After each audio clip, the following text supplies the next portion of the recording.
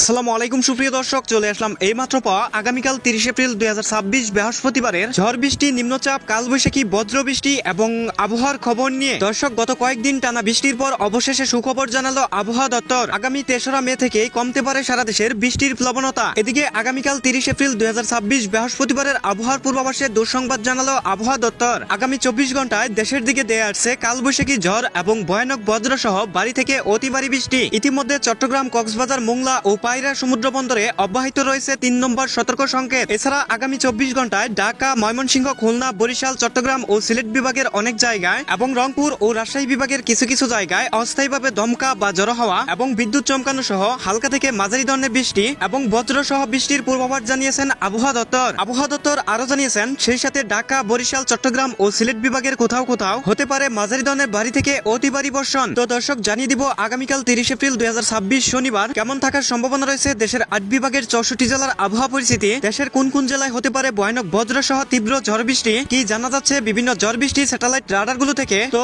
এই বিষয়ে বিস্তারিত জানতে হলে সম্পূর্ণ ভিডিওর সাথেই থাকুন। আর আপনি কোন জেলা থেকে এই ভিডিওটি দেখছেন, আপনার জেলার নামটি আমাদের কমেন্ট বক্সে জানিয়ে দিন। এরকম প্রতিনিয়ত নিত্য নতুন আবহাওয়ার আপডেট জানতে এই ভিডিওতে একটি লাইক দিন এবং আমাদের চ্যানেলটি সাবস্ক্রাইব করে পাশে থাকা বেল আইকনটি অন করে রাখুন। দর্শক, এবার চলে আসলাম ঝড় বৃষ্টি স্যাটেলাইট রাডারে এবং এই মুহূর্তে আগামীকাল 30 এপ্রিল 2026 বৃহস্পতিবারের সকালের আবহাওয়ার পরিস্থিতি দেখতে পাচ্ছি। সকাল 5টার দিকে ঢাকা, বরিশাল, খুলনা, রাজশাহী, রংপুর, ময়মনসিংহ এবং সিলেট বিভাগের অধিকাংশ অঞ্চলের আকাশ আংশিক মেঘলা থাকতে পারে এবং সেই সাথে সিলেট বিভাগের চাতকবাজার, জয়ন্তীপুর, জকিগঞ্জ, বড়লেখা, কোলাউড়া, কামালগঞ্জ এসব অঞ্চলে হালকা থেকে মাঝারি ধরনের বজ্রসহ বৃষ্টি হতে পারে এবং এদিকে রয়েছে বামনপাড়া, কুমিল্লা, হাজীগঞ্জ, লাকসাম, রায়পুর এবং বরিশালের এদিকে লালমোহন, বুরহানুদ্দিন। এদিকে রয়েছে সেনবাগ, নোয়াখালী, চট্টগ্রাম, হাটাজারি, ফটিকছড়ি, মানিকছড়ি, খাগড়াছড়ি, দিঘিনালা, লংদু এবং রাঙ্গামাটি, বিলাইছড়ি, মহেশখালী, কুতুবদিয়া, টেকনাফ এসব অঞ্চলে কালবৈশাখী ঝড় অথবা দমকা হওয়ার সাথে বজ্রসহ বৃষ্টি এবং ভারী থেকে অতি ভারী বৃষ্টি হতে পারে। এরপর সকাল 10টার দিকে আসার পর দেখতে পাচ্ছি